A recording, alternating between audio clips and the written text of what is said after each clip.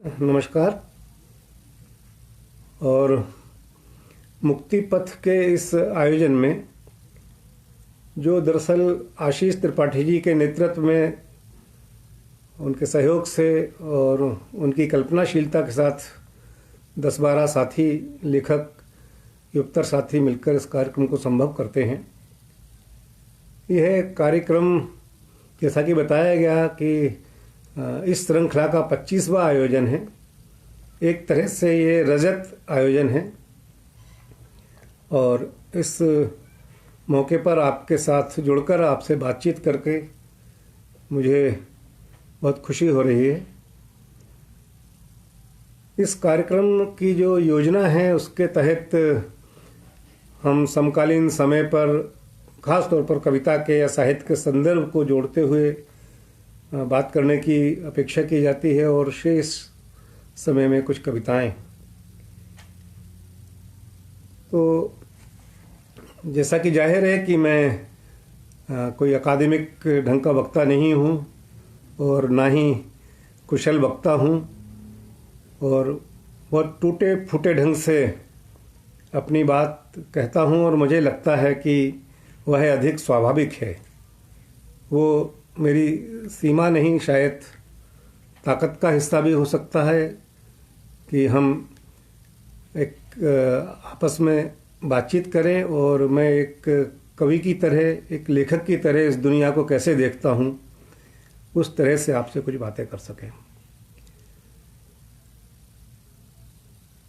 सबसे पहले इस समय की हम बात करें कि एक सवाल आता है कि हम कैसे समय में रह रहे हैं। अभी कई लोगों ने अपने विचार भी इसी मुक्ति पथ की वाल पर मैं देख रहा था कि प्रकट किए हैं कि हम किस तरह के समय में रह रहे हैं।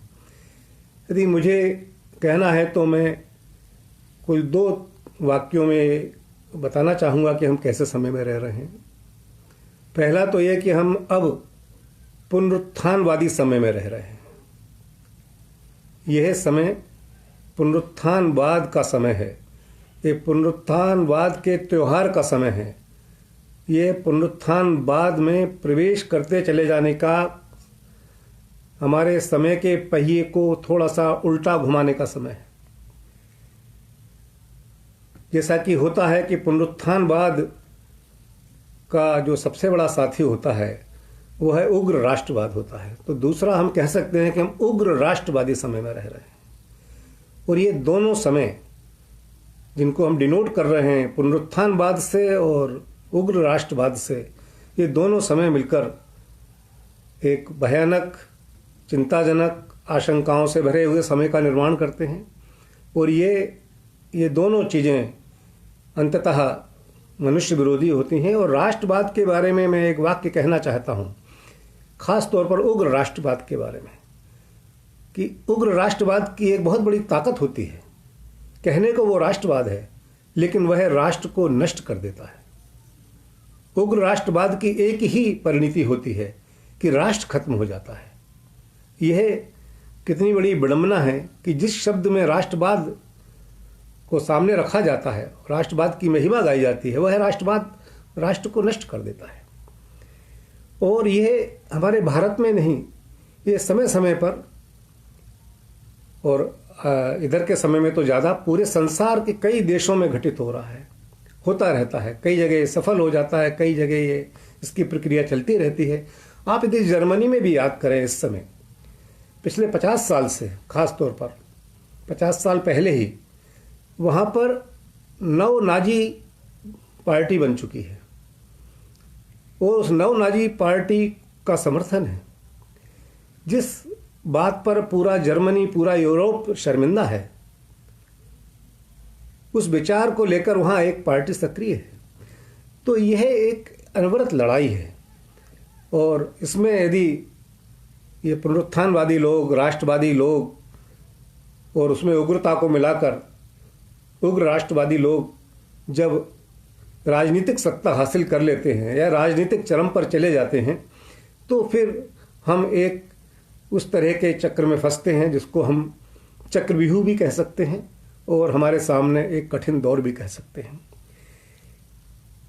क्या करता है पुनरुत्थानवादी समय के साथ एक बात यह होती है कि वो सवालों, देखिए किसी भी समय में अकेले उत्तर नहीं होते हैं, प्रश्न के साथ उत्तर होते हैं, अपने आप उत्तर पैदा नहीं होते हैं। कोई प्रश्न होता है तो उत्तर पैदा होते हैं।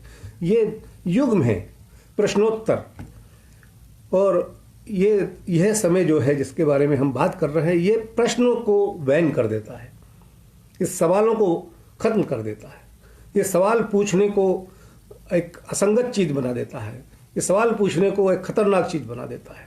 जब सवाल नहीं होंगे तो उत्तर आने का सवाल ही नहीं होता।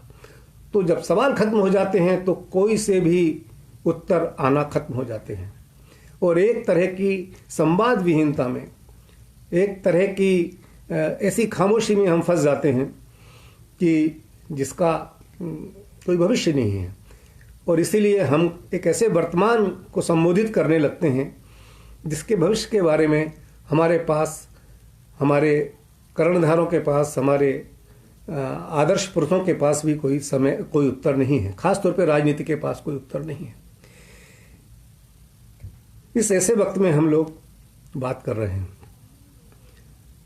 तो ये तो हमारा जाहिर है कि इस जो भी हमारा लिखना, पढ़ना, बातचीत करना लेखक के नाते है, वो इस समय में रहते हुए इस बुलबुले में, इसको बुलबुला कहना तो ठीक नहीं है, ये बुलबुले से ज़्यादा एक बड़ा बबल है, और ये बबल कितना इसकी आयु है, ये सब हम सबके बस शामिल प्रयत्नों के बाद ही कुछ इसकी आयु के बारे में कुछ कहा जा सकता है। दूसरी बात मैं कविता के बारे में कहना चाहता हूँ कि कविता की बहुत परिभाषाएं हैं, कविता के बहुत सारे तत्व बताए गए हैं, बहुत सारे उसके अवयव बताए गए हैं, बताए जाते हैं, अकादमिक रूप से बताए जाते हैं, और उसकी बहुत सारी अवधारणाएं हमारे पास प्राचीन ग्रंथों से लेकर, प्राचीन किताबों से लेकर, रस सिद्धांत से लेकर, काव्य कौमुदी से लेकर और आज तक उपलब्ध हैं।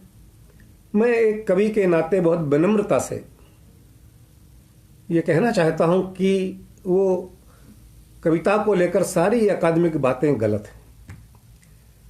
अकादमिक बातें हमको बहुत सीमा में डालती हैं, बहुत हमको एक तरह की संकीर्णता में हमको कविता के पास ले जाने की कोशिश करती हैं। क्योंकि आप किन अवयवों की बात करेंगे? संवेदना है, विचार है, भाषा है, ये सब बातें करते हैं हम सब लोग। लेकिन देखिए, कविता के तो मूल रूप से 5 तत्व हम कह सकते हैं।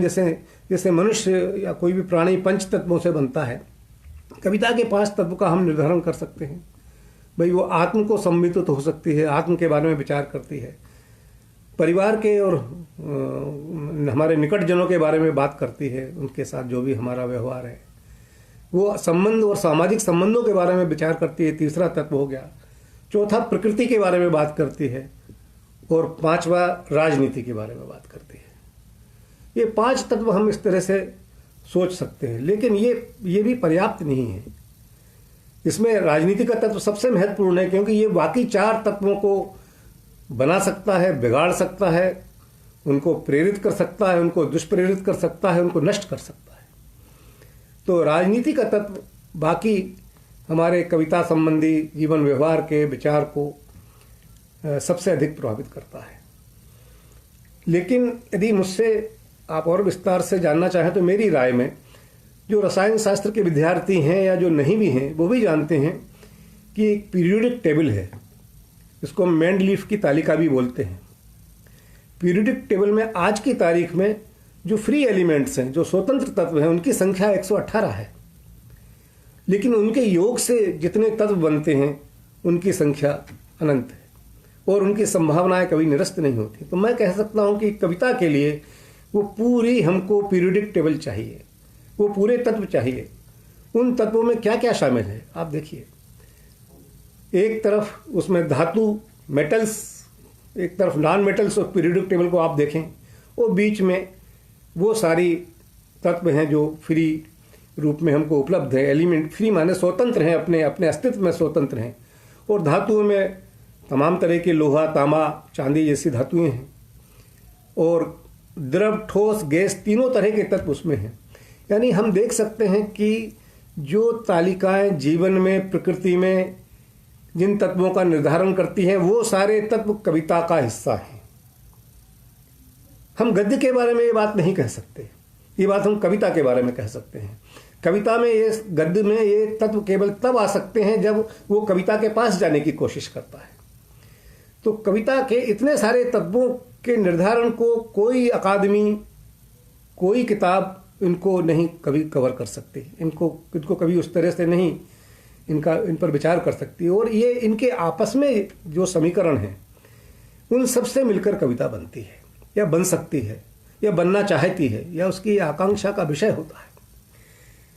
उसमें खतरनाक तत्व भी हैं। प्लूटोनियम जैसा सबसे खतरनाक तत्व है, जिसका कि रेडिएशन ही बहुत एक मारक चीज़ है। दूसरी बात, हम कविता को लेकर यदि हम दूसरी चीज़ों के बारे में सजग नहीं हैं, देखिए कविता अपने आप में कोई सिलेबस नहीं है, कविता अपने आप में कोई विषय नहीं है, पूरा जीवन ही उसका विषय है। वो पूरे जीवन में जितने तरह का ज्ञान, जितनी तरह की संवेदनाएं संभव हो सकती हैं, वो सब उसका विषय है। इसलिए आप ये नहीं कह सकते कि मैं डार्विन को नहीं जानता, मैं डार्विन के सिद्धांत को नहीं जानता, मैं गैलीलियो को नहीं जानता, मैं बर्ट्रैंड रसेल को नहीं जानता, मैं आर्यभट्ट को नहीं जानता, मैं यूक्लिड को नहीं जानता, या मैं आइंस्टाइन को नहीं जानता। आप उनके विशेषज्ञ मत होइए, ना वो अपेक्षा की जाती है। लेकिन ये हमारे समाज में ये वो दृष्टियां हैं। आप याद करिए, डार्विन कुल एक वाक्य बोलते हैं, कुल एक वाक्य बोलते हैं कि मनुष्य की प्रजाति विकसित हुई है, वो यथारूप नहीं है। इस एक वाक्य ने 200 साल पहले, 150 साल पहले इस एक वाक्य ने तहलका मचा दिया। उसने, इस एक वाक्य ने दुनिया के सारे धर्म ग्रंथों को चुनौती दे दी, और वो चुनौती आज तक बनी हुई है। जब आइंस्टीन ये कहते हैं कि E बराबर mc², कुल एक सूत्र देते हैं, जिसको आप समझें या ना समझें, लेकिन उसको इतना भी आप जान लें कि इस सूत्र ने क्या काम किया। इस सूत्र ने हमारे विज्ञान के सारे संभव कार्य रूप हमारी निगाह में ला दिया, असंभव कार्य रूप को संभव कर दिया। इन चीज़ों से गुजरे बिना आप विज्ञान की दृष्टि नहीं पा सकते। और जब आपकी वैज्ञानिक दृष्टि नहीं होगी, वो विज्ञान की दृष्टि का मतलब किसी वैज्ञानिक विशेष की दृष्टि की बात नहीं कर रहे हैं। विज्ञान की दृष्टि का मतलब किसी व्यक्ति की दृष्टि से संबंध नहीं है। आप इसको पाए बिना जब कविता लिखेंगे तो आपकी कविता वैज्ञानिक होगी, आपके विचार अवैज्ञानिक होंगे। और जिस बात की हम बात कर रहे हैं कि आप पुनरुत्थानवाद में आप भी फंस जाएंगे, या उसके प्रत्यक्ष, अप्रत्यक्ष या गौण समर्थक हो जाएंगे, क्योंकि आपने उस तरह से सोचने की कोशिश नहीं की है। तो कवि का कार्यभार रोज बढ़ता जाता है। कवि का कार्यभार जो 1960 में था, जो 1980 में था, जो 2010 में था, वो नहीं रह गया है। और एक कवि को अपडेट होने की बहुत ज़रूरत है। एक कवि बाकी कलाओं से अपने आप को अलग नहीं कर सकता, बाकी विज्ञान से, बाकी। और जो जिसके बारे में हम आज बात करने वाले हैं, वो हम इतिहास बोध की बात करने वाले हैं। और इतिहास बोध किस तरह से आपको कहाँ कहाँ से आ सकता है, उसके स्रोत क्या हो सकते हैं, हम उनकी बात करने वाले हैं।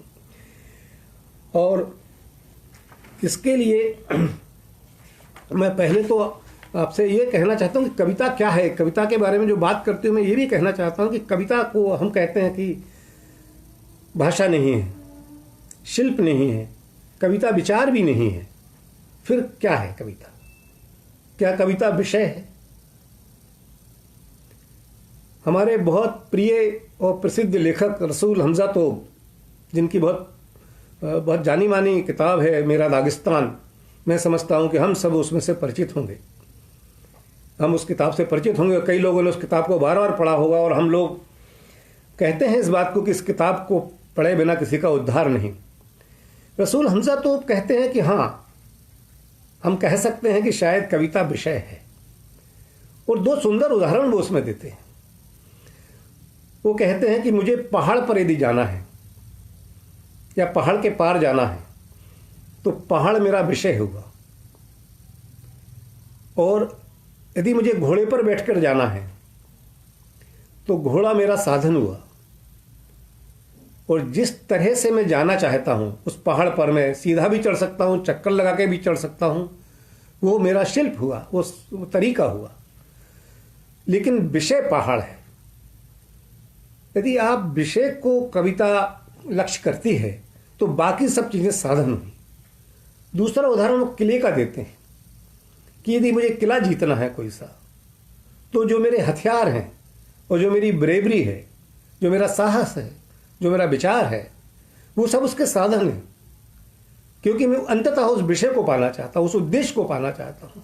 तो कई बार हम कविता के भीतर विषय और उद्देश्य क्या है उससे संचालित होकर, उससे प्रेरित होकर कविता लिखते हैं, तो बाकी सब ये सब साधन हो जाते हैं। रसूल हमजा तोप ने तो बहुत इस पर बड़ा अध्याय लिखा है, आप कभी उससे पढ़ेंगे तो इस बात को ज़्यादा बेहतर समझ पाएंगे। तो हम कह सकते हैं कि हाँ, विषय प्रधान है, लक्षित है, उद्देश्य है। फिर विषय क्या हो, तो बात वहीं आ जाती है कि पूरा संसार हमारा विषय है। तुलसीदास की बहुत प्रसिद्ध पंक्ति है, नाना पुराण निगम नाना। जो ये समझते हैं कि पहले के कवि जो थे उनको कोई कम ज्ञान था, तुलसीदास को या कबीर को, क्योंकि इसका डिग्री से, पढ़ाई लिखाई, औपचारिकता से उतना संबंध नहीं है। औपचारिक पढ़ाई लिखाई से आप ज्ञान के कई स्रोत होते हैं और उसको जीवन से आप किस तरह संबद्ध करते हैं, वह ज्ञान है। तो नाना पुराण निगम नाना, आप कितनी चीज़ों को जान सकते हैं, जानने की कोशिश करते हैं, उनके पास जाते हैं। कविता तभी तुलसीदास से संभव हुई, तभी कबीर से संभव हुई। तो आज का विषय हम चुन सकते हैं कि जीवन को इस समय प्रभावित करने वाली जितनी चीज़ें हैं, पूरा संसार, जिसको हम समकालीनता की समस्या भी कह सकते हैं, समकालीन एक मुश्किल कह सकते हैं, वह हमारा एक विषय है। लेकिन समकालीनता की बहुत सारी दिक्कतों में एक दिक्कत यह है कि आप अपने इतिहास को समझे बिना समकालीन नहीं हो सकते। और इतिहास को समझने का अर्थ यहाँ डेटिंग से नहीं है, डेटेड इतिहास से उतना नहीं है, जितना कि इतिहास की घटनाओं से और उस इतिहास से आप क्या बोध ले रहे हैं, उस इतिहास बोध से संबंध है। यहाँ मैं एक उदाहरण से आपको इस बात का जिक्र करूंगा, बहुत पुरानी बात नहीं है। एक 20वीं सदी की एक बहुत बड़ी लेखिका कहें, पत्रकार कहें या फिलासफर बेहतर है, महिला हैं। 8 मार्च हमारे करीब है, हम महिला दिवस से भी के बहाने भी इस बात को गर्व से याद कर सकते हैं कि 20वीं शताब्दी की जिन दार्शनिक की मैं बात करने जा रहा हूँ, वो 20वीं शताब्दी की सबसे अधिक प्रभावशाली 5, 8, 10 लोगों में गिनी जाती हैं। वो जर्मनी की हैं और अमेरिका रही बाद में। उनका नाम है हाना अरेंट। हाना अरेंट का नाम बहुत लोगों ने सुना होगा। हाना अरेंट यहूदी थी और उन्होंने जर्मनी के हिटलर काल को प्रत्यक्ष देखा। वो कंसंट्रेशन कैंप में, यानी घेट्टों में भी रहीं, वहाँ से भाग कर गईं और उस पूरी यातना को, उस पूरे फासिज्म की घटनाओं को उन्होंने देखा। आपको लगेगा कि मैं उसकी बात क्यों करने जा रहा हूँ। उसमें उन्होंने कुछ ये सब इससे गुजरते हुए कुछ सैद्धांतिकी बताई। वो सैद्धांतिकी आज हमें बहुत काम आ सकती है और किसी को भी काम आ सकती है। उस पीड़ा के साक्षी होते हुए भी, उसको भुगतते हुए भी उन्होंने तटस्थता से कुछ बातें तय की, और ये फिलॉसफर कर सकता है। उन्होंने जो होलोकास्ट है, जिसको हम द फाइनल सॉल्यूशन कहते हैं, जिसमें कि ये कहा गया कि इन यहूदियों का हम क्या करें, उन्होंने कहा सबको मार डालिए। जो फाइनल सॉल्यूशन उन्होंने ये बताया कि आप सबको मार डालिए। ये जूइश क्वेश्चन, जिसको जूइश क्वेश्चन के नाम से हम जानते हैं, आज की तारीख में हम किसी दूसरी जाति को उसको रख के देख सकते हैं। तो आप ये मान के चलिए कि जो मैं इतिहास की ये बात कर रहा हूँ, जो ताज़ा इतिहास की, वो दरअसल वर्तमान की बात है। और ज़रूरी नहीं कि हम उसको वर्तमान के उपकरणों में बात करें, क्योंकि वो घटित हो चुका है और उससे हम क्या बोध लेते हैं, क्या हम करते हैं। उन्होंने जिस समस्या की तरफ इशारा किया, वो समस्या आज हमारे यहाँ है और आने वाली है। उन्होंने कहा कि जब यहूदियों को मारा गया तो ऊपर से आदेश चलता था और आदेश मानने वालों की एक कड़ी होती थी। सबसे पहले राजनीतिक आकाओं से आदेश चला, वो प्रशासन के पास आया, फिर वो पुलिस प्रशासन के पास आया, पुलिस प्रशासन के बाद फिर नीचे के लोगों पर आया। इस तरह एक आदेश को मानने वालों की 10 लोगों की एक कड़ी होती थी और अंत में वो लोगों की हत्या कर दी जाती थी उस आदेश के माध्यम से, और बाकी लोगों ने आत्महत्या कर ली जब वो पराजित हो गए या उनको सजा दे दी गई। कुछ लोग बच गए, उनका इसमें एक तर्क आया है, उस तर्क की तरफ आप ध्यान दीजिए। उनका कहना यह है, एक बहुत प्रसिद्ध केस है आइस्चमैन का, एडोल्फ आइस्चमैन, जो यहूदियों को ट्रेन्स में भरकर होलोकास्ट के लिए गैस चैम्बर्स में भेजते थे। जो बहुत बड़े अधिकारी थे, तय करते थे कि कितने लोगों को ट्रेन में कैसे भेजा जाए, और उनको पता था कि वो कहाँ जा रहे हैं, मरने जा रहे हैं। तो उनका जो तर्क था, इस भूमिका के लिए मैं आपसे थोड़ी माफ़ी चाहता हूँ कि इसके बिना आगे की बात संभव नहीं होती। उनका जब उनके ऊपर मुकदमा चलाया, इजराइल बन गया और उनको पकड़कर लाया गया 1960 में, तो उन्होंने अंतर्राष्ट्रीय अदालत के सामने एक वो प्ली लिया जो आज हमारे लोग लेते हैं, ले सकते हैं और लेंगे, कि हम तो आदेश मानने वाले लोग हैं, ये आदेश हमने नहीं दिया है, इसलिए किसी तरह की हत्या में, किसी तरह के भी दुराचरण में, किसी भी तरह से लोगों को यातना देने में हम दोषी नहीं हैं। हम केवल अपना कर्तव्य का पालन कर रहे थे, हम केवल अपने कर्तव्य का पालन कर रहे थे। दूसरा, वो ये कहते हैं कि हम इस बारे में विचार करने के लिए स्वतंत्र नहीं थे कि ये आदेश गलत है या सही है। इस पर हाना अरेंट ने सवाल उठाया कि ये आज्ञाकारिता का जो ओट है, कि जो लोग हत्याएं करते हैं राजनीतिक तौर पर, सरकारी तौर पर, उन हत्याओं में, यातनाओं में शामिल होते हैं, वो बाद में ये कहकर नहीं बच सकते कि हम आज्ञाकारी लोग हैं। हमारा काम सरकार जिसकी हम नौकरी कर रहे हैं उसकी आज्ञा मानना ही एकमात्र हमारा काम है, और हमारी थिंकिंग, हमारी सोच प्रणाली, हमारी विचार प्रणाली हमने स्थगित कर दी थी। ये जो ओट है, ये जो कहा जाता है कि हमारा थॉट प्रोसेस हम नहीं इस्तेमाल करेंगे, हमारा विवेक हम इस्तेमाल नहीं करेंगे, क्योंकि हम केवल आज्ञा पालन के लिए बने हैं। फिर उन्होंने सवाल उठाया कि यदि आप इस थॉट प्रोसेस को रोक देते हैं तो फिर आप मनुष्य नहीं रह जाते हैं, फिर आप इतने पढ़े लिख के प्रशासन में जाते हैं। उदाहरण के लिए हमारे यहाँ हम बात IAS बनते हैं, आप और बहुत बड़े पदों पर जाते हैं, तो आप ये कैसे कह सकते हैं कि आप सारे आदेशों को बिना विचार करे मानेंगे? इसका मतलब आपकी पढ़ाई लिखाई, आपका विवेक, आपकी पूरी विचारशीलता का क्या अर्थ हुआ? फिर आप में और किसी दूसरे बिना पढ़े लिखे आदमी में जो उस पद तक अन्यथा पहुंच जाए या बैठा दिया जाए, उसमें और आप में क्या फर्क है? इन सवालों को वो उठाती हैं और इसको वो कहती हैं बेनिलिटी ऑफ इविल, माने बुराई की तुच्छता।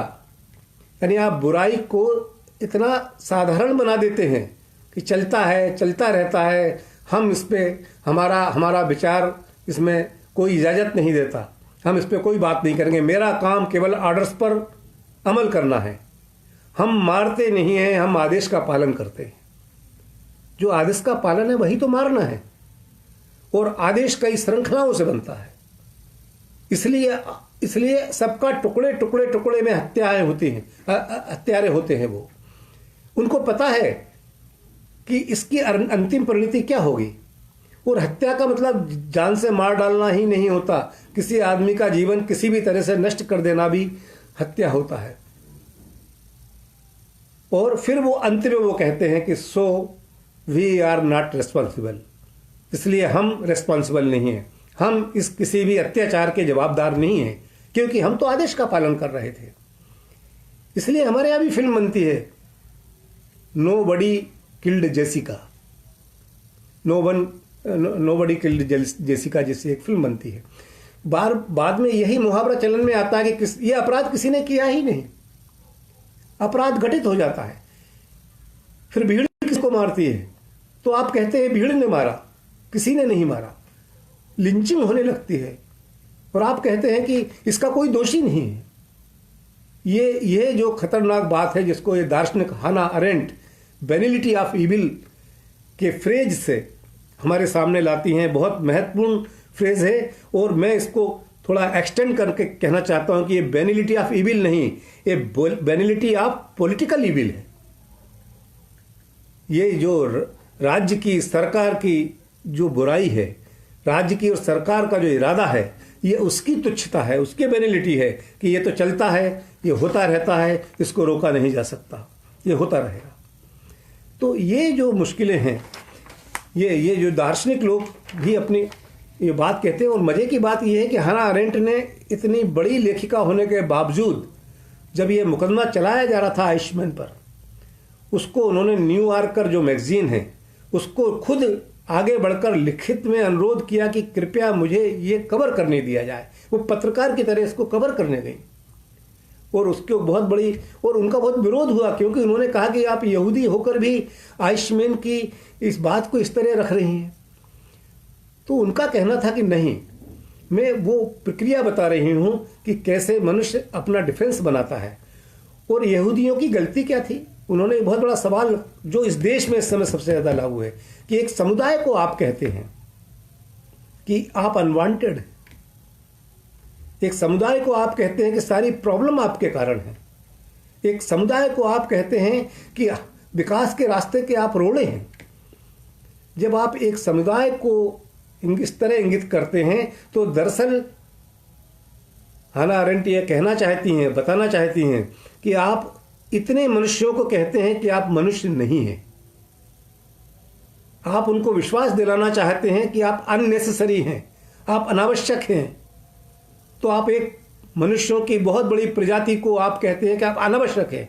तो वो कहती हैं कि ये पूरा विचार दरअसल अमानवीय है, क्योंकि आप एक बहुत बड़ी संख्या में मनुष्य को कह रहे हैं कि आप मनुष्य नहीं हैं, इसलिए आपकी ज़रूरत नहीं है, आप यहाँ से जा सकते हैं और आप नहीं जाएंगे तो हम आपको भेज देंगे यहाँ से। और जैसा कि कहा कि इस पूरी प्रक्रिया में जो लोग शामिल होते हैं वो सबसे पहले कहते हैं कि ये आपकी चेतना को आप निलंबित कर दीजिए, आप चेतन मन से कोई विचार मत कीजिए, क्योंकि आप हमारे नौकर हैं, आप हमारे गुलाम हैं, आप नौकरी कर रहे हैं हमारी, इसलिए आप हमारे ऑर्डर्स मानिए। इसलिए हम देखते हैं कि जब संस्थाओं को नष्ट किया जाता है, संस्थाओं को गुलाम बनाया जाता है, तो ये कहा जाता है कि आपको विचार करने की ज़रूरत नहीं है, you have no right to think. तो ये थिंकिंग प्रोसेस को जिस तरह से सस्पेंड किया जाता है, इससे सारी और कार्य कारण संबंधों के बारे में आप विचार नहीं कर सकते, आप इनिशिएटिव नहीं ले सकते। एक जिलाधीश भी आज ये जानकर कि ये गलत हो रहा है, उस गलत के खिलाफ इनिशिएटिव नहीं ले सकता, ये नहीं ले पा रहा है।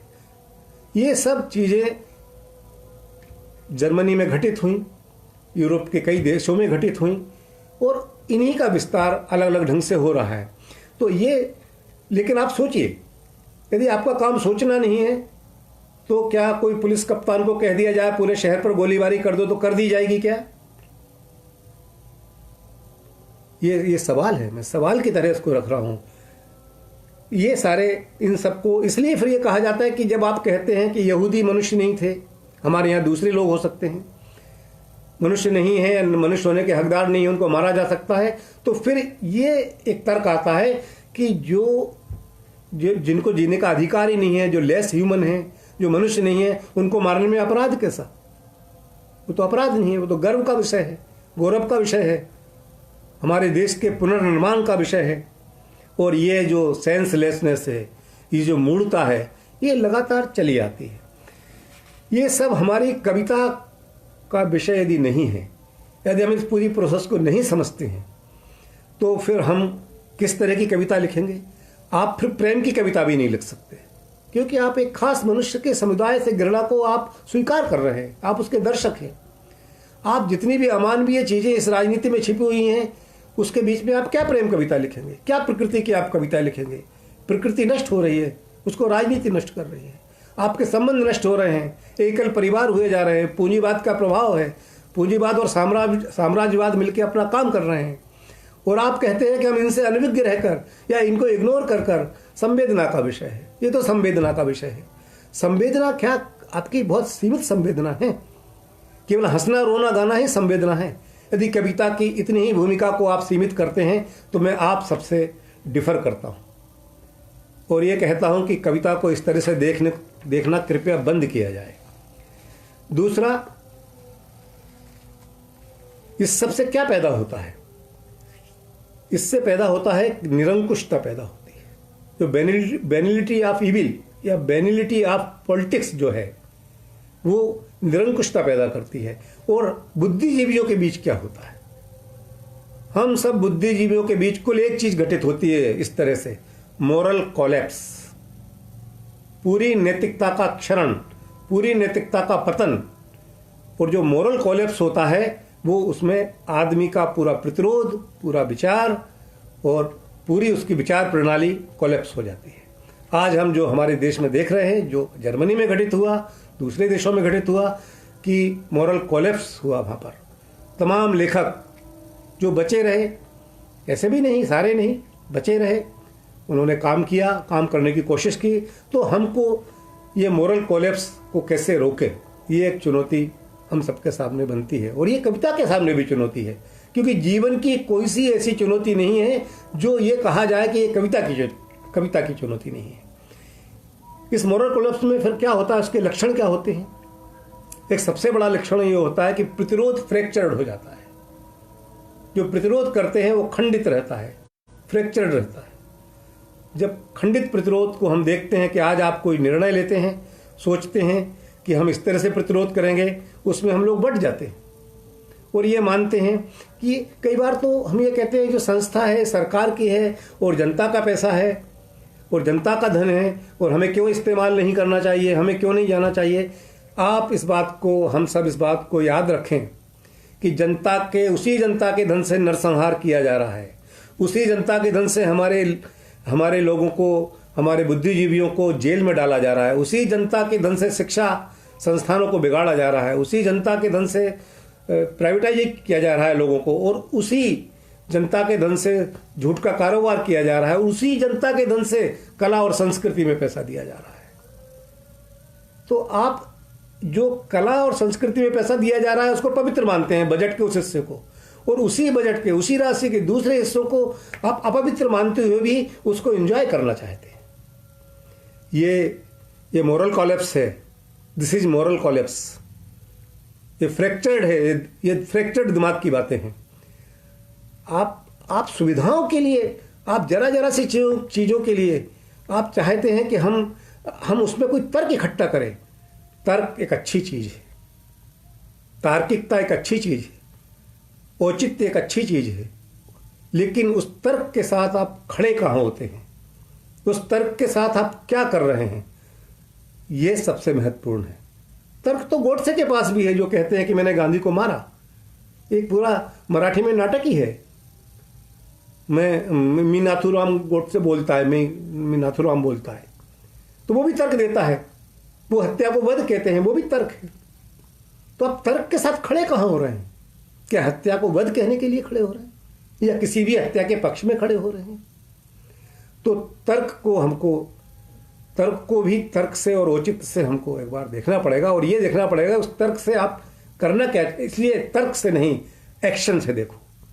किसी भी लेखक को उसके तर्क से मत देखो, उसके भाषण से मत देखो, उसकी कविता से भी मत देखो, वो जीवन में क्या कर रहा है उससे देखने की जरूरत हमको कई बार होती है। इस समय शायद सबसे ज्यादा है। और दूसरी बात यह है, किसी भी तानाशाह को जोकर मत कहो, ना समझो, ना किसी भी तानाशाह को क्लाउन, जिसको हम कहते हैं क्लाउन, कहकर उसको अंडररेट मत कीजिए। यह तानाशाह को ताकत दे सकता है और देता है। और दूसरी बात यह है कि मैं समझता हूं कि लगभग 35-40 मिनट इस बात पे हो गए। कुछ बातें और कहता हूं, क्योंकि कलाओं के बीच आवाजाही की एक बात मैं कहना चाहता हूं कि हम अधिकांश साहित्यकार इधर हमारे नए साथी भी और पुराने साथी भी, हमारे वरिष्ठ साथी भी, जो मुझसे भी वरिष्ठ हैं वो भी, और जो मेरे हम उम्र हैं वो भी, वो कलाओं के बीच आवाजाही को लगभग निरस्त करते हैं या उसमें रुचि नहीं लेते। कोई भी कला एक स्वतंत्र रूप से अपने आप में संपूर्ण कला नहीं होती है। एक मस्तिष्क कितना भी उच्च कोटि का क्यों ना हो, अकेला मस्तिष्क होता है। एक सामूहिकता, कलाओं की सामूहिकता, कलाओं के बीच आपसी संवाद ही हमको उन सारी कलाओं की विशेषताओं, उन सारी शक्तियों की तरफ ले जा सकता है। इसलिए पेंटिंग हुई, फिल्म हुई, नाटक हुए या दूसरी विधाएं जो हुई, संगीत है, इन सब के बीच, सारी कलाओं के बीच भी नहीं तो एक लेखक को एक दो कलाओं से अपना थोड़ा वास्ता रखना चाहिए, और हमको उससे बहुत सारी जानकारियां, सूचनाएं और बहुत सारी प्रेरणा के बिंदु मिलते हैं। बहुत सारी अलक्षित चीज़ों के बारे में हमें जानकारी मिलती है। और जब आप लिखते हैं तो कई तरह के रिस्क में जाते हैं, कई तरह के खतरे उठाते हैं। लिखना, देखिए, लूशन ने एक जगह कहा है कि अभिव्यक्ति की इच्छा ही लिखना है। लिखने के कारण के बारे में हम बात करें तो लिखने का कारण जो है वो लिखने में विन्यस्त है। लिखने का कारण अलग से कुछ नहीं है, आपकी अभिव्यक्ति की इच्छा और लिखने भर में, लिखने की प्रक्रिया में लिखने के कारण विन्यस्त होते चले जाते हैं। अलग से लिखने का कारण ढूंढना तो मतलब एक अनंत खोज है, उसको आप खोज सकते हैं। इसलिए जब आप लिखने में, जब सामाजिकता और राजनीति में आप जाते हैं, उसको समझने की कोशिश करते हैं और संवेदना का अर्थ दूसरों के दुख को यदि देखना है, आप उसमें प्रवेश करते हैं, तो आप पाते हैं कि आप एक जोखिम उठाते हैं और तीन ही तरह की प्रतिक्रियाएं आपके पास रह जाती हैं, गुड, बैड और डेड। कोई आपको अच्छा कहेगा, कोई बैड बुरा कहेगा, और कोई डेड आपको मारने तक की धमकी दे सकता है। ये गुड, बैड, डेड, ये तीनों चीज़ें लेखन हमारे बीच में लाता है। और ये जोखिम हर वह कला उठाती है जो भाषा में बात करती है, जो विचारों में बात करती है, और ये जोखिम हम लोगों ने उठाया है। तो लेखक यदि ये सोचता है कि मैं बिना जोखिम उठाए कोई काम करूं, तो ये, क्योंकि कोई भी संवेदना साहस और विवेक के बिना वो संवेदना नहीं बनती है, वो सहानुभूति में तब्दील हो जाती है, वो आत्मसंतुष्टि में तब्दील हो जाती है। संवेदना अपने आप में बहुत कमजोर चीज है। संवेदना के साथ विचार, साहस, ये सब जरूरी है, जिससे पक्ष निर्धारित होता है।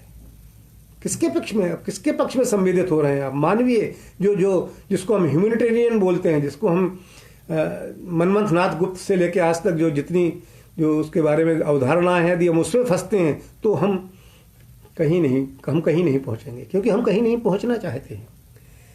और इसलिए जो आलोचना है, आलोचना के साथ भी ये समस्या है, वो अधूरी है, अज्ञानी है, इरादतन है, कई बार उतनी लायक नहीं है, भावुक है, और सबसे बड़ी बात, वो सर्वज्ञाता होने का अभिनय करती है। इसलिए आलोचना के साथ भी अपनी दिक्कतें, उस विषय में नहीं जाऊंगा क्योंकि वो एक अलग विषय है। और मैं आपको एक आखिरी बात ये कहना चाहता हूँ कि अंततः पूरे कविता को हम देखें, लेखन को देखें, तो ये व्यापक रूप से एक बहुत बड़ी नैतिकता का निर्माण है। और ये नैतिकता किसी ग्रंथ से प्रसूत नहीं है, ये किसी धर्म ग्रंथ को फॉलो नहीं करती है, ये किसी एक किताब को फॉलो नहीं करती है, ये किसी एक परंपरा को फॉलो नहीं करती है। ये हमारे समकालीन परिस्थितियों में, क्योंकि नैतिकता एक गतिशील चीज है, नैतिकता कोई स्थिर अंक नहीं है, नैतिकता कांस्टेंट नंबर नहीं है जैसा कि गणित में होता है। नैतिकता रोज बदलने वाली चीज है। तो किस नैतिकता को हम किस तरह देखते हैं और किस में बदलाव की जरूरत महसूस करते हैं, और कौन सी नैतिकता आज प्रासंगिक है, इन सब से ही कविता की नैतिकता का निर्माण होता है। और मैं कविता का प्रवक्ता नहीं हूं, मैं कविता का प्रवक्ता हो नहीं सकता, मैं जीवन का प्रवक्ता हूं। और जीवन का प्रवक्ता हूं इसलिए शायद मैं कविता में या कविता के बहाने कुछ बात कहने का एक हक थोड़ा बहुत समझता हूँ।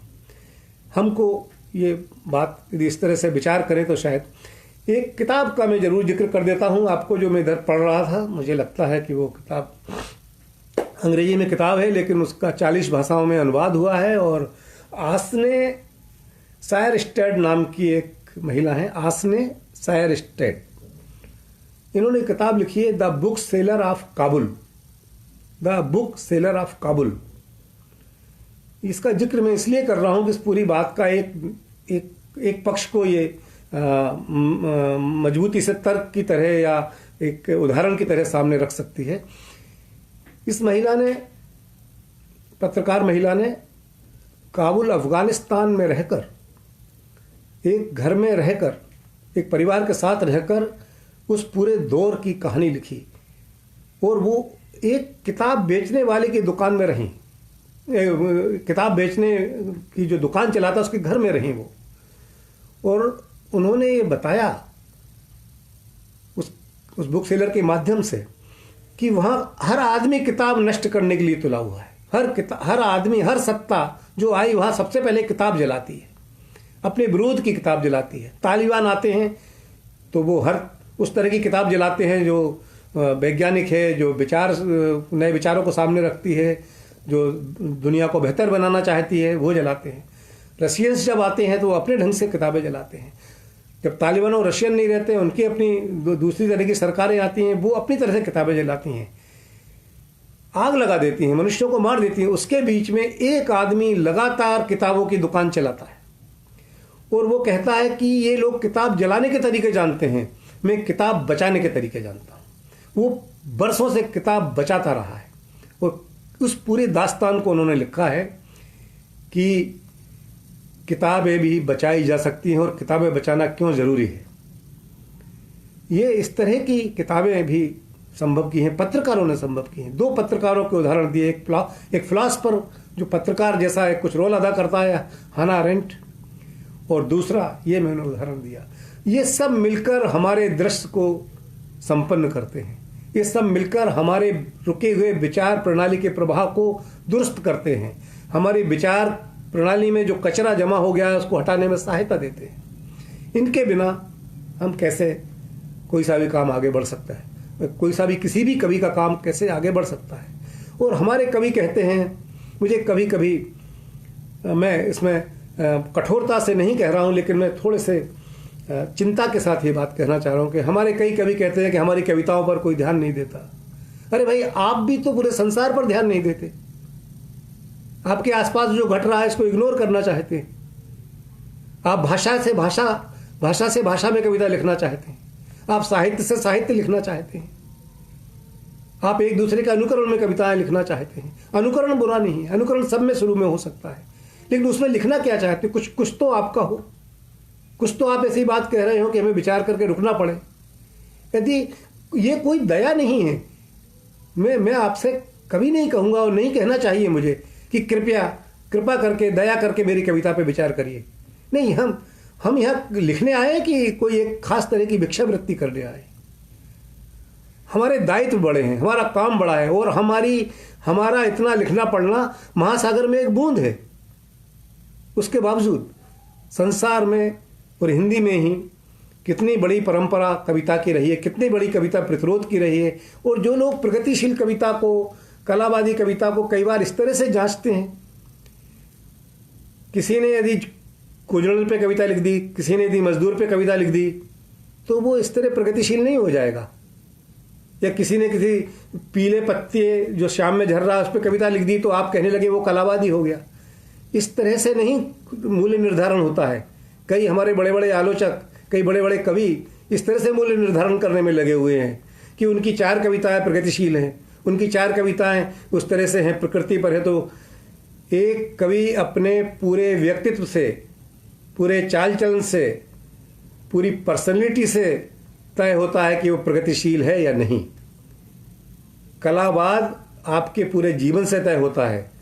ऐसे तो बहुत आसान है कि 4 कविताएं आप उस पर लिख दीजिए, सब्जी बेचने वाले पर, ठेले वाले पर, और एक आध राजनीतिक शब्दावली में कविता लिख दीजिए और आप हो गए प्रगतिशील। ऐसा नहीं है, ऐसा लोग करके देख चुके हैं। वो कर रहे हैं उनको कोई नहीं मानता। इस तरह से विभाजन नहीं होता है, बहुत अकादमिक ढंग की बातें हैं और ये बेईमानी की बातें हैं। ये सब कुछ बातें मैं, क्योंकि ये सब अपने आप में स्वतंत्र विषय भी हैं, इन पर बात की जाती रही है, की जाना चाहिए, आगे भी की जाती रहेगी।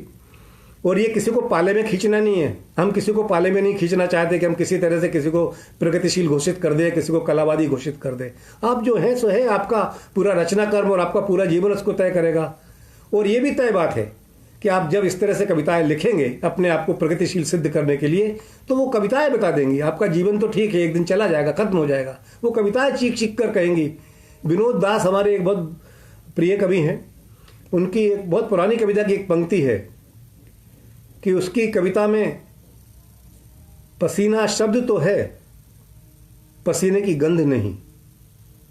तो जब पसीने की गंध कहाँ से आएगी जब आपने पसीना देखा ही नहीं है, श्रम का पसीना आपने देखा नहीं, आप लिखते रहिए जो लिखना है। बहरहाल मैं समझता हूँ कि मेरी सब बातों को हमारे युवा साथी, मेरे अपने साथी, मेरे वरिष्ठ साथी एक मेरी विनम्र असहमति की तरह और मेरी विनम्र उसमें जिज्ञासाएं भी एक तरह से शामिल हैं, क्योंकि जब आप बात कुछ कहते हैं तो वो मैं निर्णय नहीं दे रहा हूँ, मैं कोई जजमेंटल नहीं हो रहा हूँ, ये मेरे विचार हैं जिनको मैं सुधार भी सकता हूँ। क्योंकि विचार भी कोई ऐसे, हम ज्ञान भी कोई स्थिर नहीं होता है, हमारे निर्णय भी कोई स्थिर नहीं होते हैं जो निर्णय जैसे दिखते हैं। निर्णय भी डायनेमिक हैं, गतिशील हैं। तो क्षमा याचना के साथ और ये सोच कर कि शायद आप इन पर विचार करेंगे। बहरहाल मैं समझता हूँ आशीष भाई आपको अब कविताएं मैं कुछ सुनाऊं। समय तो 50 मिनट हो गया है भाई। मैं चाह रहा था कई बातें, कई चीज़ें संक्षिप्त करूं, लेकिन वो क्रम में बातें होती चली जाती हैं। चलिए, वो एक बात कहने के पहले मैं ये एक बात और कह दूँ, याद आ गई मुझे कि ये भी विचारणीय बात है और उस पर मैं आगे भविष्य में बात करने तैयार रहूँगा कि कई लोग आध्यात्मिकता को धर्म का हिस्सा बताते हैं और धर्म को की रक्षा आध्यात्मिकता के नाम से करते हैं। इस पर मैं इतना ही कहूँगा कि आप स्पिरिचुअलिटी की परिभाषाएं देख लीजिए। आध्यात्मिकता जो स्पिरिचुअलिटी है और स्पिरिचुअलिटी का मीनिंग क्या है। और अभी जयप्रकाश चौकसे ने एक इंटरव्यू में, जो दैनिक भास्कर के बहुत जाने माने स्तंभ राइटर हैं, उन्होंने अभी एक इंटरव्यू में बहुत अच्छा जवाब दिया है। किसी ने उनसे इंटरव्यू में पूछा कि आध्यात्मिकता क्या है, क्योंकि ये अभी बात कई बार हुई है कि धर्म तो उसमें तो कई चीज़ों की बात है, लेकिन उसमें ये छिपा हुआ जो अध्यात्म है वो हमारे बड़े काम का है। तो ये अध्यात्म फिलॉसफी का हिस्सा हो सकता है, अध्यात्म जीवन प्रणाली को समझने का एक काम हो सकता है, अध्यात्मिक नैतिकता हो सकती है। तो चौकसे जी ने जवाब दिया कि अध्यात्म का हमने हुआ खड़ा किया है। अध्यात्म कुछ नहीं है सिवाय इसके कि हम अपने जीवन में हमारे सारे कार्यों का निर्वहन करें संलग्नता से, ईमानदारी से, प्रतिबद्धता से। यही अध्यात्म है। अध्यात्म का धर्म से कोई लेना देना है नहीं। तो इस विषय पर भी मैंने इसको ओपन किया है, केवल इस विषय को, इस पर भी कभी बात होगी तो की जाएगी और की जाना चाहिए। बहरहाल अब मैं कुछ नई कविताएं सुनाऊं आपको या पुरानी। जीवन सिंह कह रहे हैं कि बुराई भी अपने तर्कों के साथ आती है, इसकी काट बहुत ज़रूरी है। देखिए, यदि आपका मोरल कॉलेप्स नहीं है और आपकी चेतना भंग नहीं हुई है और आपने विचार अपना स्थगित नहीं किया है और आपने अपने जीवन के सही पक्षों को चुना है, तो बुराई का जवाब या उसका तर्क या उसका कुतर्क का काट बहुत आसान है। हमारी सारी समस्या मिडिल क्लास जो लेखक जिनसे अधिकांश बनता है, मिडिल क्लास के लोभ से शुरू होती है, मिडिल क्लास के कुतर्कों से शुरू होती है, मिडिल क्लास के, जैसा कि मैंने कहा, फ्रैक्चर्ड प्रतिरोध से शुरू होती है, बहानेबाजी से शुरू होती है, वो क्या लपक लेना चाहते हैं उससे शुरू होती है। ये सब बातें मैं काफ़ी कुछ कह चुका हूँ, उनका यही उत्तर है और कोई उत्तर इसका हो नहीं सकता है। यदि हम उद्यत हैं किसी चीज़ के लिए तो हैं, नहीं उद्यत हैं तो फिर हमारा काम करने का एक तरीका, काम ना करने के 1000 तरीके। प्रतिरोध करने के लिए 10 कारण हैं, प्रतिरोध ना करने के लिए 1000 कारण हैं।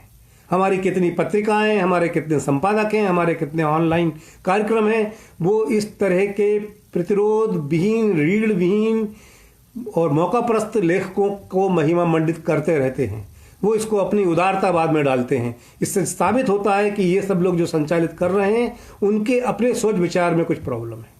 तो ये समस्या तो बड़ी है ना। और ये जैसे ही हम आपस में इसको जांचना शुरू करते हैं तो संबंधों पर बात आ जाती है, संबंध बिगड़ने लगते हैं, आप किसी से ठीक बात कह नहीं सकते। तो ये सब समस्याओं का हिस्सा है, इस पर विचार कीजिए। मैं कोई उत्तर देने वाला या सबको ठीक करने वाला व्यक्ति तो हूं नहीं, मैं तो अपनी बात कह सकता हूं तो कह रहा हूं। बहरहाल कविता सुनिए। पहली कविता है सच्ची तस्वीर। बाकी अंग बरामद नहीं हुए, बाकी अंग बरामद नहीं हुए, लेकिन वे मेरे पिता ही थे जो मारे गए। यह उनके एक अनाथ जूते से तय हुआ। राजकीय सम्मान के साथ जूते की अंत्येष्टि करते हुए जयकारों के बीच उन्हें बार बार कहा गया शहीद। जूते की तस्वीर हमने नहीं उतारी, वे उस दिन के किसी अखबार में हो सकती है। 3-4 दिन भीड़ भाड़ रही। अब हम अपने अकेलेपन में पिता की नौकरी पर जाने से पहले की वह तस्वीर देखते हैं जिसमें शहीद होने की कोई कामना नहीं दिखती, महज परिवार पालने का स्वप्न टिमटिमाता है। अगली कविता है दुख के तारे।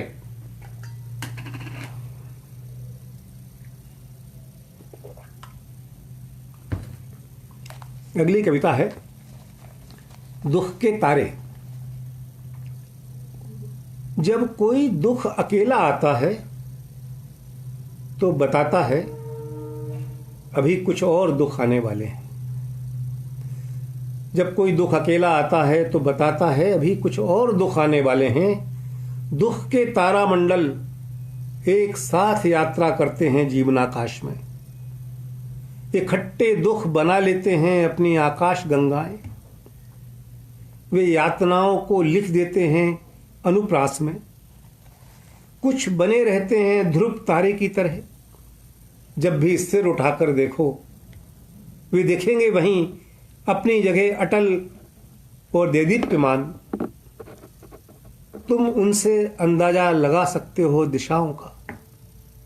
पता चल सकता है बीत गई है कितनी रात और कितनी है बाकी। अंधकार के आसमान में दुख के तारे ज्यादा अंधेरा हो तो ज्यादा चमकते हैं। सुख का मारा आदमी दुख की फटकार से जिंदा हो जाता है। महज ज्ञान नहीं, दुखों का ज्ञान मनुष्य को बना देता है ज्ञानी। जिन आदमियों के चेहरों पर कुछ उजास है, जिन आदमियों के चेहरों पर कुछ उजास है, वह इन्हीं दुख के तारों का प्रकाश है। अगली कविता है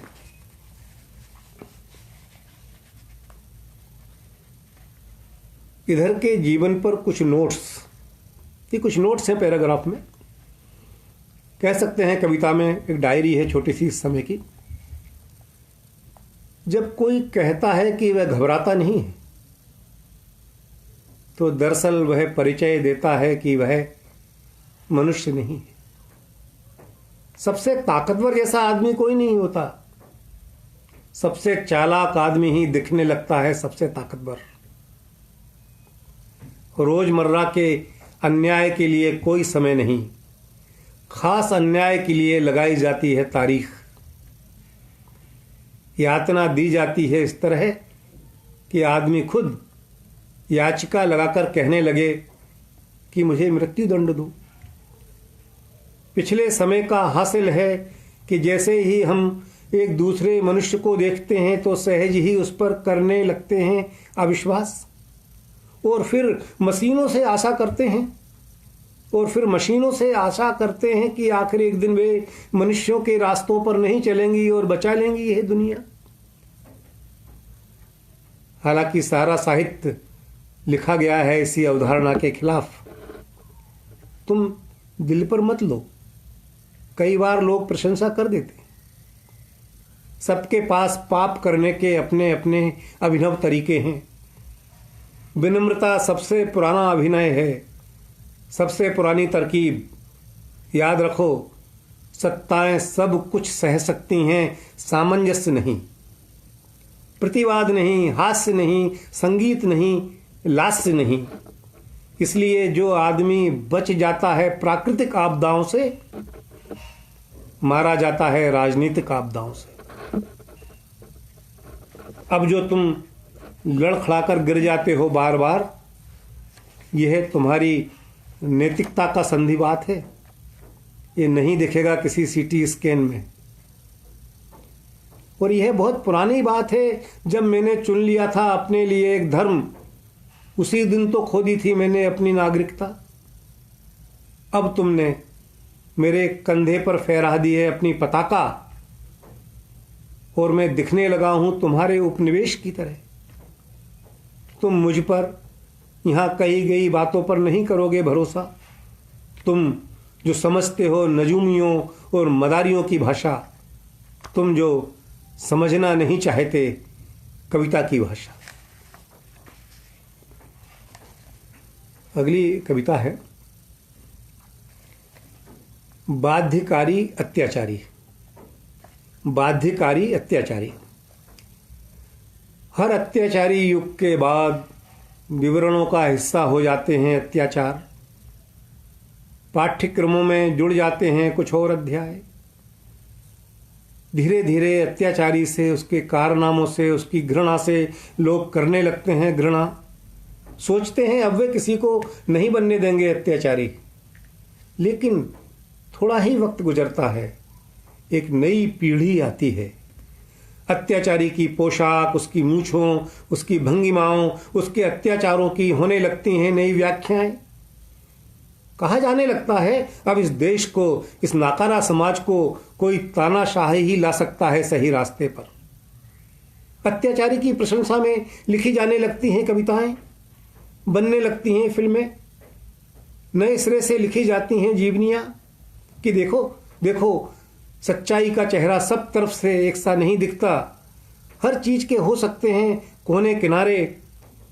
इस बीच नदियों में कुछ पानी और सूख जाता है तो आता है प्रस्ताव कि अत्याचारी को भी देखा जाना चाहिए एक मनुष्य की तरह। फिर समर्थक चौराहे पर लगाते हैं उसकी मूर्ति। कोई कहता है यह अत्याचारी की मूर्ति है, तो तत्काल उसे घेर लेती है एक हत्यारी भीड़। अब हम सबको जैसे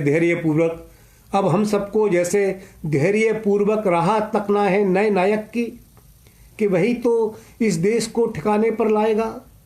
वही होगा कुछ ज़्यादा उदार, ज़्यादा अवतारी, ज़्यादा कला प्रिय। तुम देखना, वह ज़्यादा परवाह करेगा इस जनता की। दरअसल वह हृदय से अत्याचारी नहीं होगा, सेवक होगा।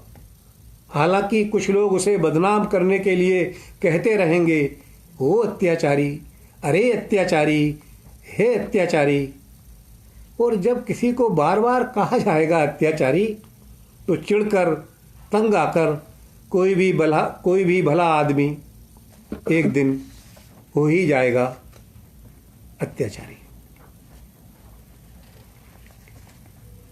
चुप्पी की वजह। चुप्पी की वजह। वह चीख कर पूछता है, तुम्हारा नाम क्या है? तुम्हारा घर कहाँ है? तुम्हारा पहचान पत्र, तुम्हारा होने का सबूत। तुम उसकी तरफ देखते हो खामोश आंखों से। तुम्हारी चुप्पी उस पर अपमान की तरह गिरती है। अपमान से आहत वह 3rd डिग्री आजमाता है। तुम्हारा चेहरा खून से लथपथ है, लेकिन तुम एकदम खामोश। उसे लगता है जैसे तुम अपनी चुप्पी से उसे धमका रहे हो कि कुछ भी कर लो, मैं कुछ नहीं बोलूंगा। अब तुम्हारे गुप्तांग क्षत विक्षत हैं, तुम्हारे जबड़ों पर सूजन है, मगर वे भिचे हुए हैं। उसे यकीन हो जाता है तुम अपनी खामोशी से उसे चिढ़ा रहे हो और कह रहे हो मुझे कुछ नहीं पता, मैं कुछ नहीं बताऊंगा। तुम्हारी यह चुप्पी ऊंची आवाज में बात करने की और हिंसा की पर्यायवाची हो जाती है। आखिर तुम्हें मार दी जाती है गोली। जिन लोगों ने नाम, पता, आधार कार्ड, वोटर आईडी, खसरा, खतौनी, रजिस्ट्री, अंक सूची, लाइसेंस, कर्फ्यू पास सब कुछ बताया था और अपना बेकसूर होना भी तुम्हारे सामने ही आज सुबह उन्हें मार दी गई थी गोली। एक छोटी सी कविता है, अंत। आखिर दुख और अवसाद जल बनकर बह जाते हैं। आखिर दुख और अवसाद जल बनकर बह जाते हैं, यह हमें पानी के सूखे निशानों से पता चलता है, और उन जगहों से जहां हम जाना नहीं चाहते थे, कि हर जगह हर सुख का एक ही अंत था, दुखांत।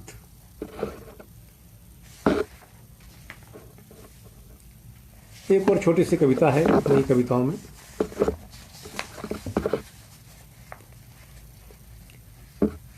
घर था, घर था, इतने घरों में रहकर बाहर हुए कि किसे कहें अपना घर।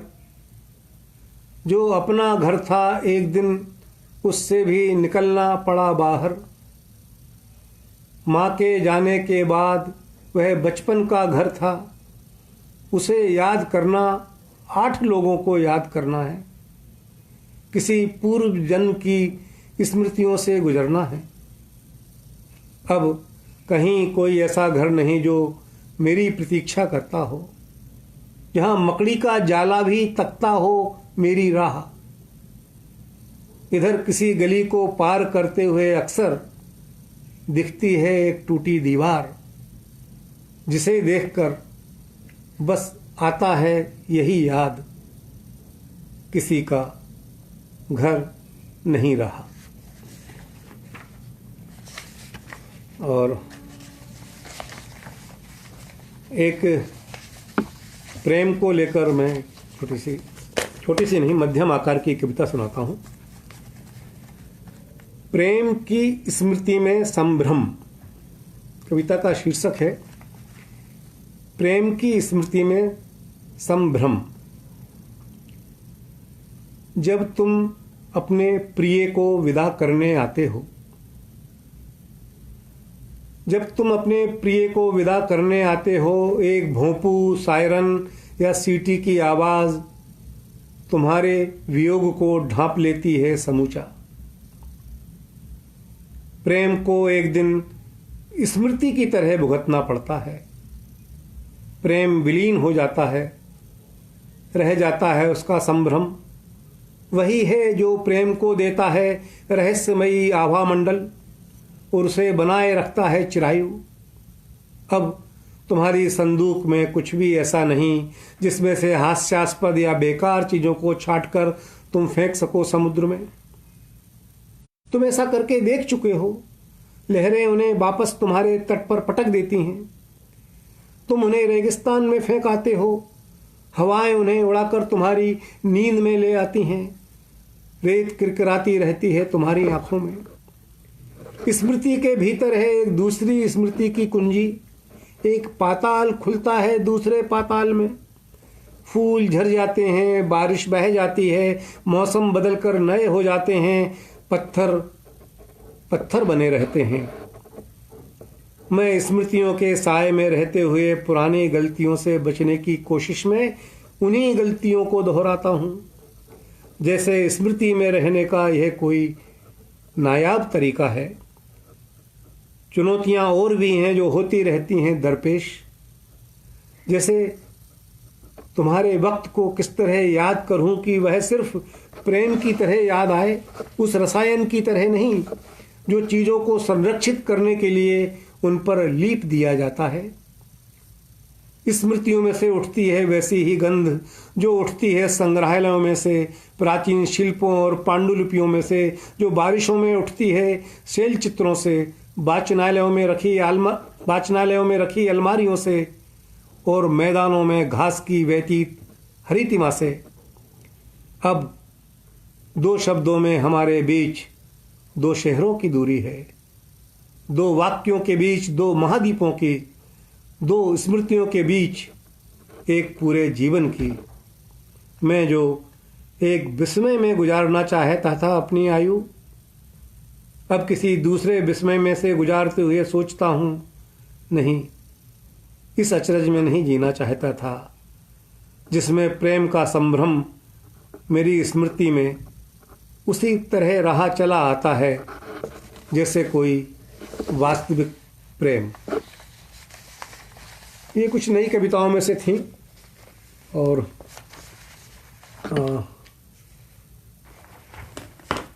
जैसा कि कहा गया है कि कुछ पुरानी कविताएं सुनाऊं।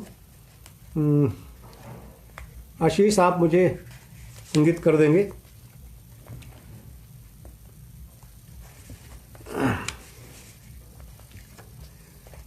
एक कविता है विजेता का इतिहास। विजेता का इतिहास। कथाओं से निकला ये चेहरा विजेता का नहीं पराजित का है। इतिहास का अजीबोगरीब चरित्र है ये। इसे घेर लिया गया था, इसने आमने सामने की लड़ाई लड़ी, यह चकमा देकर भागा, गुफाओं में, जंगलों में, अनजान आबादियों में रहा, गुरिल्लों की तरह प्रकट हुआ, फिर पकड़ा गया नदी किनारे, बहुत प्यासा था, पानी पी रहा था, फिर यह भाग गया प्रहरियों की नींद में से, कुछ दूर जाकर गिर पड़ा, जख्मी था, इसे सैनिकों ने फिर बंदी बनाया, इसके वस्त्र उतार लिए गए, डाल दिया गया बेड़ियों में, महीनों भूखा प्यासा रखा गया, आखिर एक दिन यह मर गया और विजेता के जीवन का उद्देश्य भी खत्म हुआ। विजेता के बारे में पढ़ते हुए मैं पढ़ता हूँ इसी पराजित का इतिहास। एक थोड़ी पारिवारिक किस्म की कविता है। संग्रहालय। एक वस्तु जब किसी को अपना हृदय देती है, एक वस्तु जब किसी को अपना हृदय देती है तो जीवन भर के लिए दे देती है।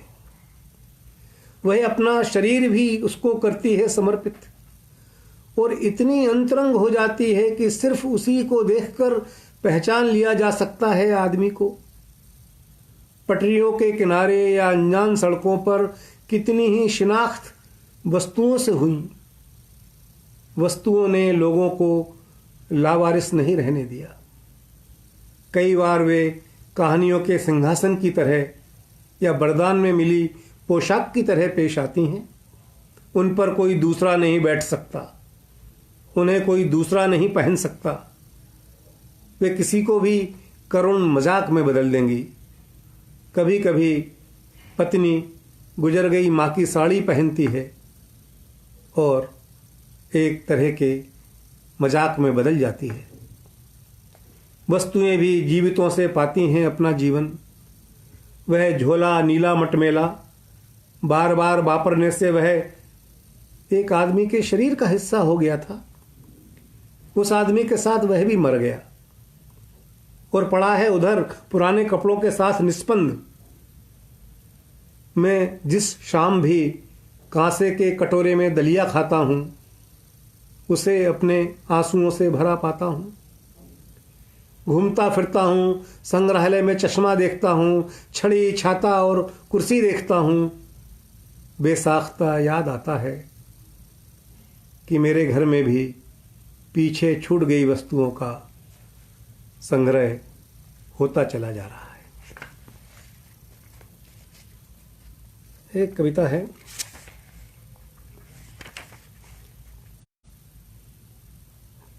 नई सभ्यता की मुसीबत। नहीं, ये कविता तो बहुत कई बार सुना चुका हूं, ये नहीं सुना, दूसरी सुनाता हूं आपको। संस्कार। अब तुम अपमानित होते हो और मुस्कुराते हो, यह एकाएक नहीं है। यहां तक आने में तुमने कई वर्ष लिए हैं। उपदेशों, परिपत्रों, नियमों, जरूरतों और सुविधाओं ने तुम्हें अनुभवी बनाया और शिक्षित किया। सबसे ज्यादा उन्होंने जो ठीक तुम्हारे पास में बैठते हैं और अपमान को कभी अपमान नहीं कहते, बल्कि मौके बेमौके तुम्हें समझाते हैं कि ऐसे क्षणों में हिम्मत रखो। याद करो, तुमने पहले भी कई बार सहनशीलता दिखाई है, इतनी कि मनुष्य को शोभा नहीं देती। मगर जीवन के यह बरस मनुष्य की शोभा यात्रा के नहीं, जवाबदारियों के हैं। फिर तुम खिले चांद की तरफ नहीं देखते, सूखते जा रहे खेतों को, तालाबों को नहीं देखते, चिड़ियों और तोतों की उपेक्षा करते चले जाते हो। फुटपाथ पर उघाड़े बदन सोते या राह में मिलते असहाय आदमी की तरफ निगाह भी नहीं उठती। मोटरसाइकिल पर तेज जाते बच्चे को तुम दे देते हो गाली। चमकते तारे तुम्हें पुकारते रह जाते हैं और तुम नशे के दूसरे पहर में कुर्सी के पीठ पर सिर टिका देते हो। धीरे धीरे तुमने इंद्रियों पर नहीं, अपनी व्यथाओं पर विजय पाली है। तुम जान चुके हो, अपमान को कहीं सिद्ध नहीं किया जा सकता। तुम्हारा क्रोध पालतू जानवर की कूं कूं में बदल रहा है। तुम्हारे पास अब हर धूर्तता के लिए एक चमकदार शब्द है। आईने के सामने भी तुम खड़े रहते हो अविचलित। अब तुम्हें धूल में स्वाद आने लगा है। कोई स्त्री जब तुम्हारे सामने ढलके आंचल से गुजरती है तो तुम सोचते हो कि यह उसकी अभिरुचि है। जिस आदमी की नाक से खून बहता है तुम उसी पर तो गुर्राते हो और एक दिन समझाते हो अपने बच्चों को, वक्त आ चुका है, उठ जाओ मान अपमान से ऊपर। उन विचारों को अपने पास भी मत फटकने दो जो तुम्हें सीधी राह से भटका देंगे, अंधा बना देंगे और यह भी नहीं देखने देंगे कि आखिर तुम कितना भला चंगा जीवन गुजार रहे हो। और एक कविता है, परंतु बुद्धिजीवी भी सड़क पर आ सकते हैं, परंतु क्या करें, यह सरकार ठीक नहीं है। माना कि यह लोकतंत्र है और हम सुधारना चाहते हैं यह समाज, परंतु इधर ठाकुरों के वोट बहुत हैं। बेचारा जिला दंडाधिकारी भी करना चाहता है कुछ हस्तक्षेप, परंतु उसके अधिकारों में निर्बल को ही दंडित कर सकना सीमित है। कहते हैं इस आबादी में कई लोग हैं दयालु, परंतु उनकी संपन्नता से ही जाहिर हो जाती है उनकी क्रूरता। यूं तो मैं खुश हूं, परंतु मुझे शर्म आती है अपनी समकालीन कायरता पर। मैं शब्दों से काम चलाता हूं, परंतु मुझे अब कुछ दूसरे हथियार भी लगेंगे। परंतु संकल्प की कृशकाया ना मालूम खाई की तरफ लिए ही चली जाती है। विचार मेरे पास श्रेष्ठ है, परंतु पराजित होता हुआ रोज रोज वह अल्पसंख्यक हुआ चला जाता है। सोचता हूं उसे रखना होगा जीवित, परंतु हम सबको मिलकर ही जो धीरे धीरे अब बहुत अकेले हैं। एक कविता है छोटी सी, मां अतिथि है।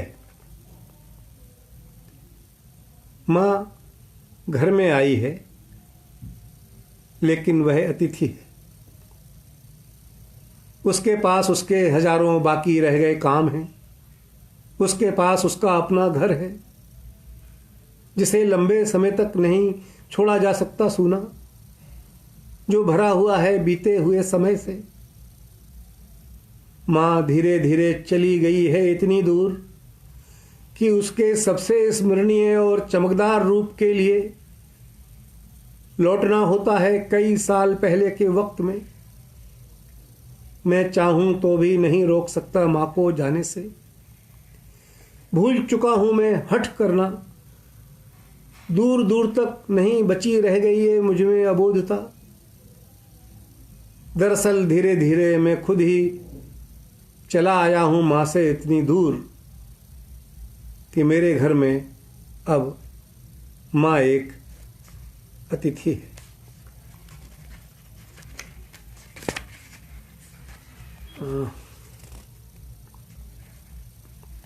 एक देखिए, कई कविताएं ऐसी हैं जो मैं यहाँ सुनाना चाहता हूँ, लेकिन मैं जानता हूँ कि ये जो प्लेटफॉर्म है ये कई मेरी प्रिय कविताओं को सुनाने की, ऐसा मुझे लगता है कि वो उतनी अनुमति नहीं देता है। बहरहाल तो मैं मानता हूँ कि वो कविताएं तो आप पढ़ते ही रहते होंगे। एक कविता है, एक दीवार पर दो तलवारें देखकर, बहुत पुरानी कविताओं में से एक है। एक दीवार पर दो तलवारें इस तरह से लगी रहती है, आपने देखी होंगी। कब कौन से युद्ध लड़े गए इनसे किसी को याद नहीं। दीवार के चेहरे पर मूंछों की तरह चिपकी हुई ये तलवारें इस मकान को विरासत में मिली हैं। दशहरे की पूजा के निशान साल भर चमकते हैं मूठों पर। घर का मालिक मेहमान से बात करते हुए कनखियों से तलवारों की तरफ देखता है और दोनों के बीच दो तलवारें खड़ी हो जाती हैं जिन्हें मालिक उमेटता है मूंछों की तरह। तलवारें याद दिलाती हैं घर कभी जमींदारी की रोशनी में जगमगाता था। तलवारें बताती हैं लोग झुककर सलाम करते हुए अपने ही जूतों पर बैठकर बात करते थे, कि तलवारों पर नहीं पड़ सकी कभी किसी नीच आदमी की परछाई। ये तलवारें उजड़ चुके बेभव का चमकदार दुख हैं। रात की गहन चुप्पी में इनकी मूठों से कराहा और रोने की मिली जुली आवाजें आती हैं। कुछ घुड़सवारों के कटे हुए हाथ तलवारों को रात भर भांजते हैं। यह पूरी दीवार इन तलवारों के सहारे है और पूरा घर इस दीवार के सहारे। अगर हट गई ये तलवारें तो भर भरा कर गिर पड़ेगा ये घर। फिलहाल इनके लोहे पर जंग लग चुका है और धार पड़ गई है इतनी भोथरी कि नहीं काटा जा सकता इनसे एक उबला हुआ आलू भी। और मेरा ख्याल है समय काफ़ी हो गया है, 1.25 घंटे से हो गया है। आशीष अब ख़त्म करना चाहिए क्योंकि इसका तो कोई अंत बड़ा कठिन होगा अन्यथा। आशीष, मैं अनुमति लेना चाहता हूँ कि अब ख़त्म करें इसको।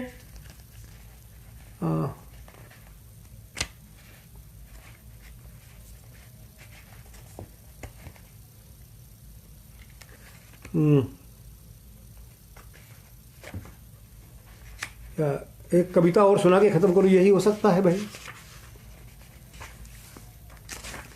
चलिए, एक कविता मैं अपनी तरफ से अंतिम कविता आपको सुना रहा हूँ और उसके बाद कोई ऐसी ज़रूरत आन पड़ी तो शायद ना भी पड़े वो, तब मैं आपको उस पर विचार हम करेंगे। इस कविता का शीर्षक है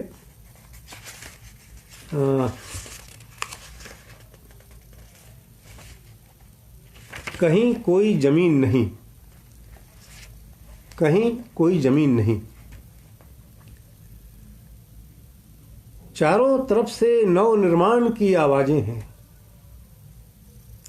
चारों तरफ से नव निर्माण की आवाजें हैं और निर्माण केवल बिल्डर कर रहे हैं, बाकी लोग बेच रहे हैं सिर्फ अपनी जमीनें। जर्जर घरों की नीलामी ही बेहतर उपाय। अब सारी जमीन बिल्डरों के पास है, सारी तरकीबें, अध्यात्म और दर्शन बिल्डरों के पास। जो खरीद सकते हैं वे जीवित हैं, बाकी मर चुके हैं, या केवल उनकी छाया प्रतियाएं चल फिर रही हैं। बिल्डर अब घर का विज्ञापन नहीं देते, चेतावनी देते हैं कि आज ले सको तो लो, कल से तुम सिर्फ बेघर रहोगे। तुम चाहते हुए भी आज उस घर की कीमत दे नहीं सकते। वो परसों देखते हो कि गेहूं की, कंबल की, चश्मे की कीमत सवाया हो गई है, लेकिन उसी घर की कीमत 3 गुना। यह जादुई यथार्थवाद है या कमीनगी कि जिस जमीन पर भी पांव रखता हूं वहां एक कुत्ता भौंकता है, बताता है वह किसी की व्यक्तिगत संपत्ति है। हर जगह निजी होने की ताकत सूचना बोर्ड पर लिखी है। अब कोई कवि, चित्रकार, दार्शनिक या राजनीतिज्ञ नहीं कहता यहां से देखो यह दुनिया ऐसी है और संभव है। एक बिल्डर कहता है देखो इस ब्रोशर में देखो, यह दुनिया इतनी ही है, सुंदर है और सबके लिए मुमकिन नहीं है। कहीं का भी मुख्यमंत्री या आवास मंत्री क्या कर सकता है? उसने खुद बिल्डर से मकान लिए हैं, चंदा लिया है और चौराहों पर उनकी याराना तस्वीरें हैं। विकास के जवाबदार दोनों एक दूसरे को दे रहे हैं आशीर्वाद। फसलें जला दी गई हैं, सल्फास खा चुके हैं किसान, और बचे खुचे लोग बिल्डरों से ही रोजी मांग रहे हैं। पृथ्वी बिल्डर की डाइनिंग टेबल पर रखा हुआ एक अधखाया फल। किसी के पास पेशाब करने लायक जमीन का कोना भी नहीं। लेकिन यह कितना अजीब है, हास्यास्पद है और निष्फल है कि जब चौकीदारों से आंख बचाकर इस शहर में कोई राहगीर पेशाब करता है तो वह किसी बिल्डर की बनती हुई दीवार पर ही। धन्यवाद। आशीष, कुछ और कविताओं का समय है। आशीष लिख रहे हैं, लेकिन आशीष समय 1.5 घंटा हो चुका है। बाकी लोगों का धीरज की परीक्षा ना करें। क्या कहते हैं बताएं। देखिए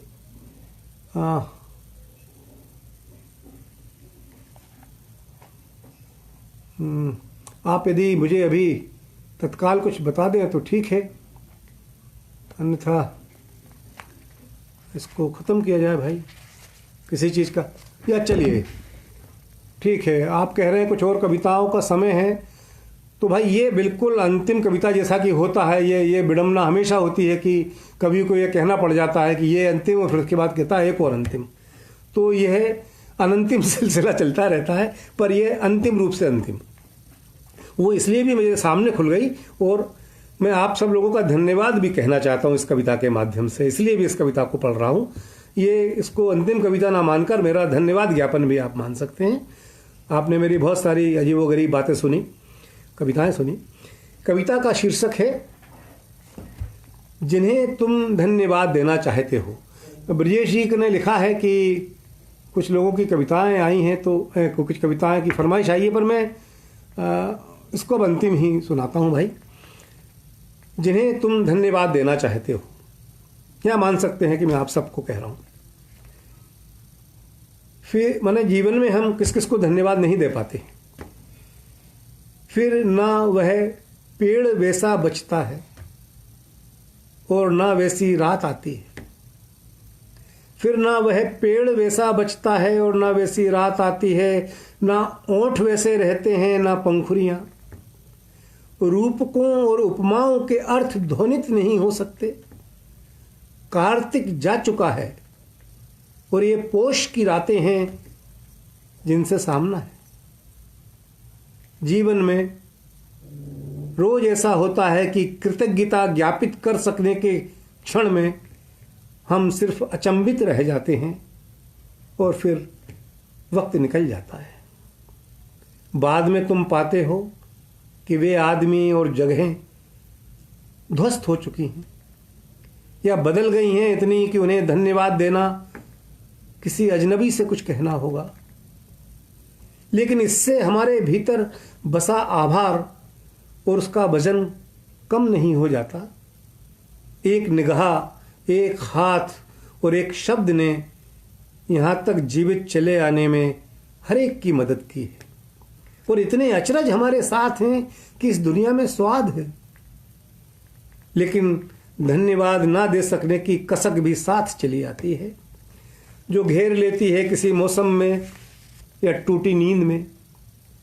जिन्हें तुम धन्यवाद देना चाहते हो उन्हें अब खोजना भी मुश्किल है, और जो सामने हैं उनके बरक्स तुम अचकचाए या सकचाए खड़े रहते हो। हालांकि कई चीजें तुम्हारी भाषा नहीं